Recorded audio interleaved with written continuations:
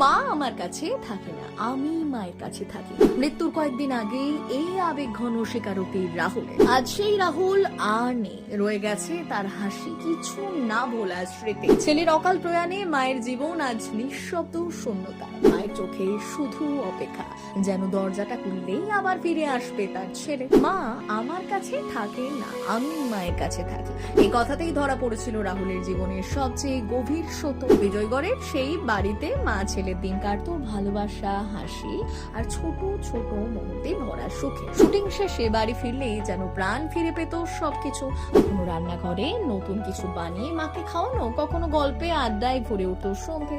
এই ছিল তাদের পৃথিবী। আজ সেই বাড়ি নিঃশব্দ, দরজাটা যেন এখনো খোলা থাকে, যদি হঠাৎ ফিরে আসে সে।